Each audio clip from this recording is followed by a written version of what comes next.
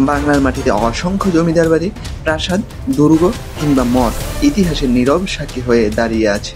সময়ের আবর্তে এদের কেউ হারিয়েছে জৌলস, কেউ রয়ে গেছে শুধুই ধ্বংসস্তূপে। তেমনই একটি নিদর্শন নরসিংদী জেলার পলাশ উপজেলার ডাঙ্গাবাজার সংলগ্ন এলাকায় স্থানীয়ভাবে পরিচিত উদ্ভব সাহার বাড়ি। এটি একটি পরিত্যক্ত প্রাসাদ, যার দেয়াল আজও বলে বেড়ায় অসমাপ্ত এক গল্পের কথা।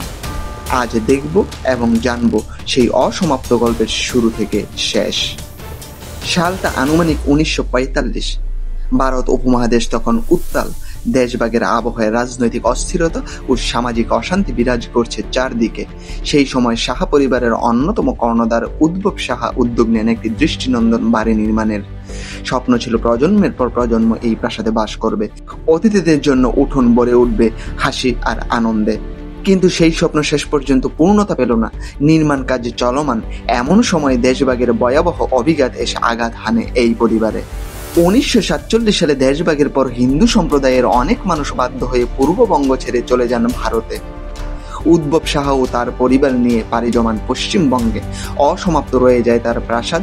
ইট, চুন, সুরকি দিয়ে যতটা গড়ে উঠেছিল সেখানেই থেমে যায় সবকিছু। যে প্রাসাদ এক সময় স্বপ্নের প্রতীক ছিল তা পরিণত হয় পরিত্যক্ত ইমারতে। মানুষের পদচারণা বন্ধ হয়ে যায়, কেবল নীরবতা আর অন্ধকার দখল করে নেয় চারদিক। আজকে এই বাড়ি স্থানীয়দের কাছে পরিচিত ভুতুড়ে বাড়ি হিসেবে। চারদিকে বিশাল উঠোন, মাঝখানে দাঁড়িয়ে থাকা অর্ধনির্মিত স্থাপনা, সব মিলিয়ে যেন ভৌতিক এক আবহ তৈরি করে। অভ্যন্তরে ভাঙা দেয়াল, ধসে পড়া ছাদ, ফাটল ধরা জানালা দরজা আর ঝোপঝাড়ে ভরা চারপাশ বাড়িটিকে করে তুলেছে আরও ভীতিকর। রাত নামলে কুকুরের ডাক আর ঝিঝি পোকার শব্দে এখানে এক অন্যরকম অস্বস্তি বিরাজ করে। স্থানীয়রা কেউ সহজে এ বাড়ির কাছে আসতে চান না, বিশেষ করে রাতের বেলা। অনেকেই গল্প করেন এখানে অদ্ভুত শব্দ শোনা যায়, কারো কারো দাবি মাঝরাতে ছায়া দেখা যায়। যদিও এসবের প্রমাণ নেই, তবে ভয়ের আবহ এড়িয়ে যাওয়া যায় না।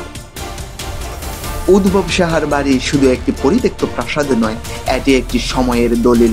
দেশভাগের কারণে ভেঙে যাওয়া মানুষের স্বপ্ন, ছিন্নমূল হয়ে যাওয়া জীবনের এক প্রতীক এই বাড়ি।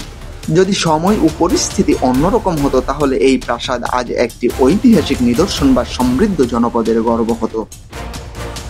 কিন্তু ভাগ্যের নির্মমতায় তা হয়নি। আজকে এটি দাঁড়িয়ে আছে এক অসমাপ্ত স্থাপত্য হিসেবে, যা প্রত্যেক দর্শনার্থীকে মনে করিয়ে দেয় রাজনীতি ও ইতিহাস কিভাবে একটি পরিবারের জীবন ও ভবিষ্যৎ পাল্টে দিতে পারে। গ্রামের প্রবীণরা প্রায়ই বলেন বাড়িটি এক সময় অভূতপূর্ব জাঁকজমকপূর্ণ হতো যদি তা শেষ পর্যন্ত নির্মিত হতো। কেউ কেউ দাবি করেন সাহা পরিবারের সদস্যরা চলে যাওয়ার সময় বাড়ির ভেতরে অনেক মূল্যবান সামগ্রী গোপন করে গিয়েছিলেন। তবে সময়ের সাথে সাথে এসব রটনা শুধু কল্পকথায় সীমাবদ্ধ হয়ে গেছে। বাড়িটির চারপাশে ছড়ানো ভয়ের আবহ মানুষকে দূরে রাখলেও কৌতূহলীদের কাছে এটি আজও এক আকর্ষণের জায়গা। উদ্ভব সাহার বাড়ি আজ পরিত্যক্ত, ধ্বংসস্তূপে রূপান্তরিত, তবে এটি একটি ঐতিহাসিক সাক্ষ্য, যা সংরক্ষণ করলে ভবিষ্যৎ প্রজন্ম জানতে পারবে দেশভাগের অজানা কাহিনী। এমন নিদর্শন যদি স্থানীয় প্রশাসন কিংবা প্রত্নতত্ত্ব বিভাগ সংরক্ষণ করে, তবে তা শুধু পর্যটন ক্ষেত্রেই নয়, ইতিহাস চর্চার জন্য গুরুত্বপূর্ণ হবে। কারণ প্রতিটি পরিত্যক্ত স্থাপনা, প্রতিটি ধ্বংসস্তূপ বহন করে অগণিত স্মৃতি ও ইতিহাসের ছাপ। ডাঙ্গাবাজারের উদ্ভব সাহার বাড়ি শুধু ইট পাথরের ভাঙা দেয়াল নয়, এটি একটি স্বপ্নভঙ্গের প্রতীক। অসমাপ্ত নির্মাণ, পরিত্যক্ত উঠোন আর ভীতিকর নীরবতা মিলিয়ে এ বাড়ি যেন আমাদের ইতিহাসের নীরব কণ্ঠস্বর। এটি আমাদের মনে করিয়ে দেয়, মানুষ যতই বড় স্বপ্ন দেখুক, ইতিহাসের প্রলয়কারী ঢেউ এক মুহূর্তে সবকিছু বদলে দিতে পারে। উদ্ভব সাহার বাড়ি তাই আজ শুধু একটি পরিত্যক্ত প্রাসাদ নয়, এটি একটি অমোঘ স্মৃতি, এক অদৃশ্য ইতিহাসের সাক্ষ্য। যদিও উদ্ভব সাহার বাড়ি আজ পরিত্যক্ত, তবু এটি আমাদের সোনার বাংলার একটি ঐতিহ্য। এপিসোডটি ভালো লাগলে লাইক করুন। আমাদের যে কোনো ভুলভ্রান্তি সম্পর্কে অবহিত করতে এবং একই সাথে আপনাদের মনোভাবার মূল্যবান মতামত ব্যক্ত করতে ব্যবহার করুন কমেন্ট বক্স। বাংলাদেশ ও পৃথিবীর আনাচে কানাচে সকলকে এই এপিসোডটি দেখার সুযোগ করে দিন শেয়ার বাটনের মাধ্যমে।